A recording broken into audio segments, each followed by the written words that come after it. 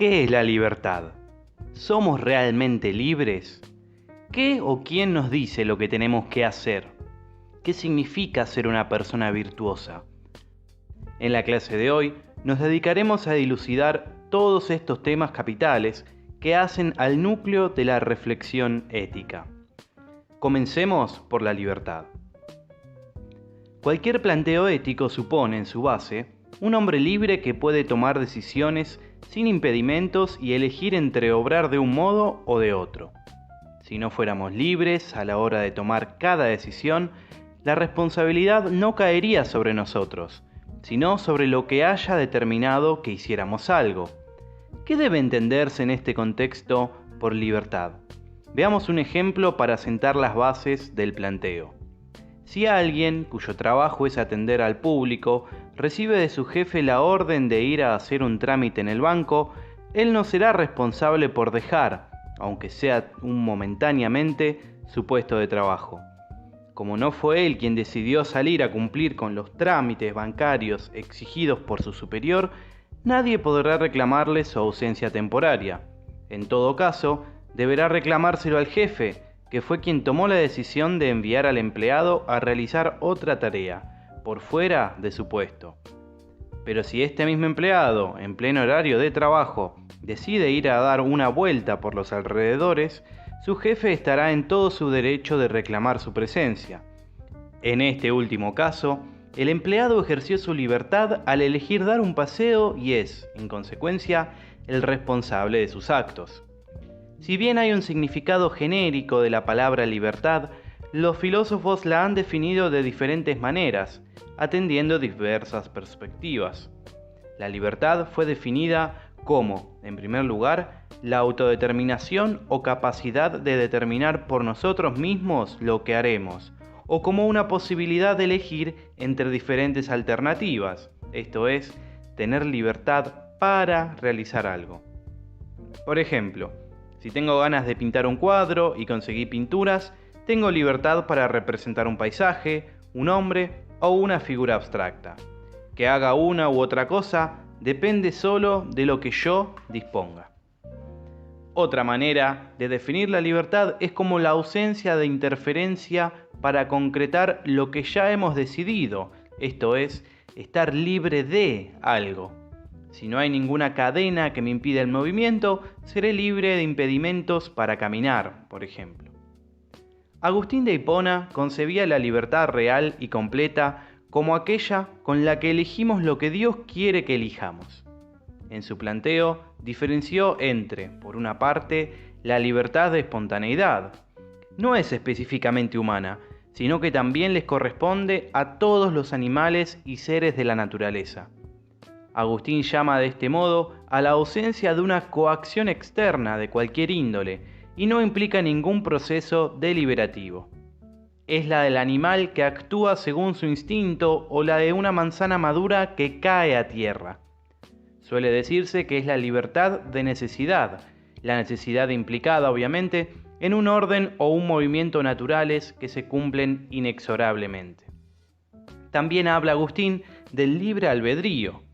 Es propio del ser humano y depende de una voluntad. Supone una inteligencia que guía la realización de un acto deliberado. Es el tipo de libertad que poseemos los hombres para calcular medios apropiados a nuestros fines. Se la llama libertad de ejercicio porque en ella se ejerce un poder.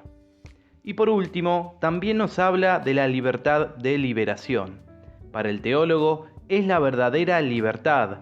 Ella se realiza cuando elegimos lo que debe cumplirse de conformidad con los mandatos divinos. Cuando un hombre, bajo la gracia divina, tiene el poder de no pecar, goza de este tipo de libertad, que es el más sublime en el marco del cristianismo agustiniano. Si esta libertad no existiera, hablaríamos de un determinismo, esto es, de una realidad en la cual los hechos estuvieran determinados a ser como son y no pudiera pensarse en elecciones por parte del sujeto moral. Si no hay elección, es claro que no hay responsabilidad. En la historia de las ideas encontramos filósofos que han afirmado que estamos sumidos en el determinismo. Este es el caso de David Hume, para quien todo acto humano está determinado causalmente, y si no existiera una determinación causal, habría un franco caos en el mundo.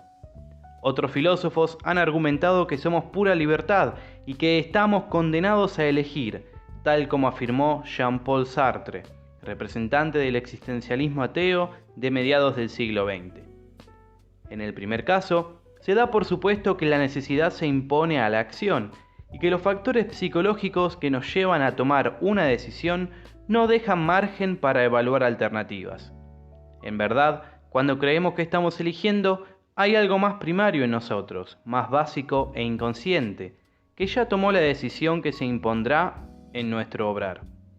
Se podría preguntar a los filósofos que sostienen esta posición, ¿cuál es la responsabilidad que le cabe a la gente moral si su decisión no fue tomada en libertad? David Hume responde señalando que cada uno de nosotros tiene, más allá de esta incapacidad de elegir en libertad, la posibilidad de darse cuenta de lo que no hace bien, de lo que no está socialmente aprobado. Esto, considera Hume, constituye un móvil de nuestra acción.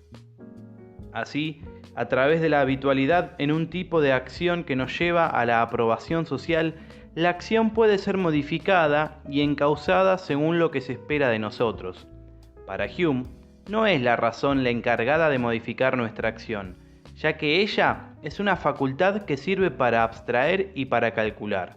En cambio, la voluntad y nuestra acción están guiadas por pasiones dependientes que se imponen. En términos del mismo Hume, la voluntad tiene un camino y la razón tiene otro, de modo que no podemos pretender que una vía influya sobre la otra. Pero cuando la pasión vinculada a la expectativa de aprobación social se vuelve más fuerte que la del acto reprobable, entonces tenemos posibilidad de modificar el tipo de acto moral. Allí aparece la responsabilidad.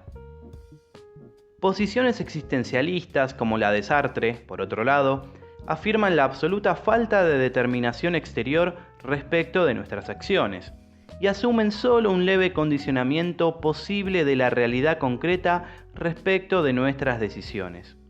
Aunque el filósofo admite que no será igual la situación de alguien que haya nacido en condiciones materiales opulentas, un aristócrata por ejemplo, que la de quien solo posea lo básico para su subsistencia, un indigente que vive en la calle, por ejemplo, estos condicionamientos nunca determinan la acción del hombre, ya que el más rico, sin necesidad de más, podría volverse ladrón, del mismo modo que el más pobre, con necesidad de mucho, podría sostener siempre una conducta intachable. Los hombres somos libertad, dice Sartre, y en cada instante tomamos decisiones que definen el proyecto de vida que encarnamos. Para un planteo de este tipo, la responsabilidad de cada uno en cada acto es plena. El tema de la libertad conduce directamente al concepto de autonomía, que proviene del término griego compuesto por autos, que significa sí mismo, y nomos, que significa ley. Por eso decimos que una persona es autónoma cuando no precisa que otro le diga lo que debe hacer, cuando ha internalizado la norma moral y sabe lo que debe, puede o no puede realizar para convivir con seres humanos que actúan moralmente. Por el contrario, se considera moralmente heterónomo a quien necesita que otro, héteros en griego significa otro, diferente, le diga qué debe hacer o qué está prohibido por ley o reprobado por la norma moral. A los niños, sus padres deben recordarles constantemente que se deben compartir los juguetes, que no se les debe quitar las cosas a los demás, que se debe saludar al llegar o pedir permiso para pasar. Los niños son necesariamente heterónomos. Todavía no tienen la capacidad de cuidarse a sí mismos, ponerse límites y orientar sus acciones en sentido moral. Al crecer y madurar, en el mismo proceso de socialización, los seres humanos vamos incorporando paulatinamente las normas y principios morales, y nos volvemos autónomos. El filósofo y psicólogo suizo Jean Piaget escribió: «La moral de la presión es la moral del deber puro y la heteronomía. El niño acepta del adulto cierto número de consignas a las que hay que someterse, sean cuales sean las circunstancias. El bien es lo que está conforme, el mal lo que no está conforme con estas consignas». Pero al margen de esta moral y en oposición a ella, se desarrolla poco a poco una moral de cooperación, cuyo principio es la solidaridad y que se apoya especialmente en la autonomía de la conciencia. Jean Piaget estudió las diferentes etapas del desarrollo moral e identificó dos tipos de respeto por las reglas y normas morales. El respeto unilateral, la regla es respetada por su origen adulto, y el respeto mutuo o cooperativo. La regla es respetada porque procede del acuerdo entre iguales. Ellos se corresponden con dos tipos de comportamiento, el heterónomo y el autónomo. Piaget sostiene que el desarrollo moral va desde la heteronomía o moral de la presión, la obligación externa y el respeto unilateral, hasta la autonomía o moral de la cooperación y el respeto mutuo. A los adultos se los considera responsables de sus actos, ya que se da por supuesta su autonomía. Y si hay responsabilidad moral, no solo es necesario que exista libertad, también debe haber una conciencia moral desarrollada en el agente. La moral tiene que ver con lo que la sociedad aprueba o desaprueba.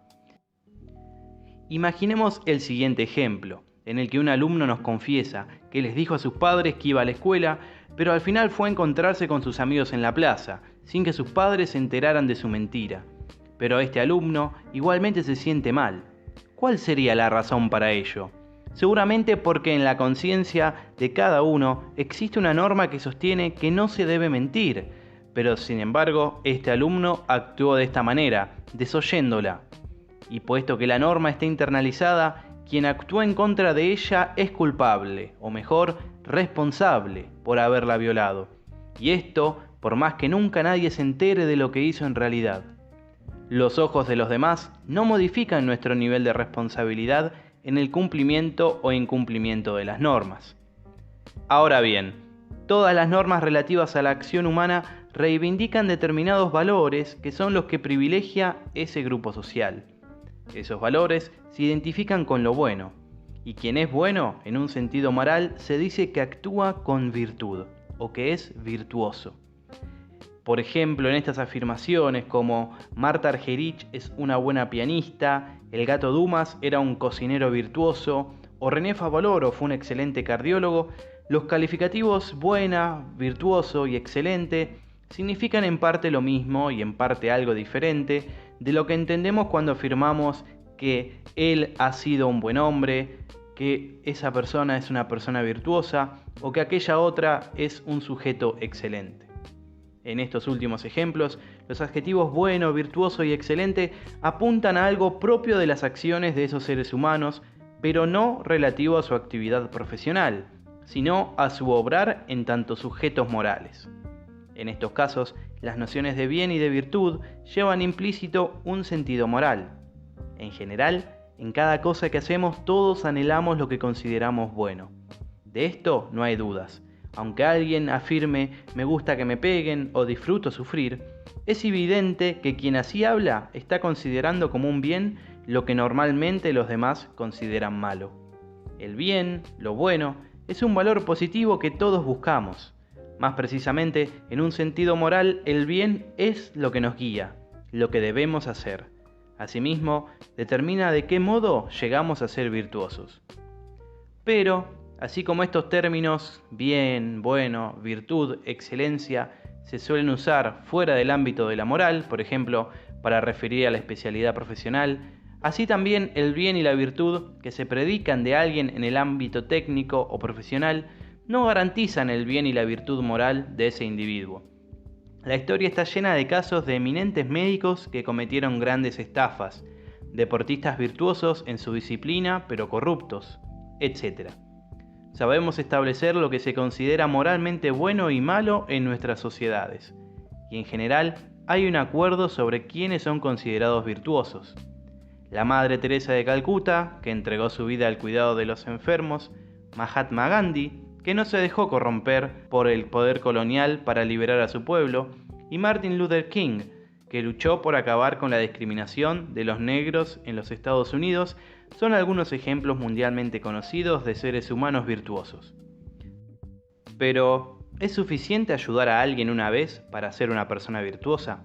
Aristóteles, cuando afirmaba que una golondrina no hace verano, quería decir que alguien virtuoso realiza el bien no una sola vez o en un ámbito restringido, sino siempre, ya que ha entrenado a su disposición natural para que actúe bien de manera habitual o corrientemente.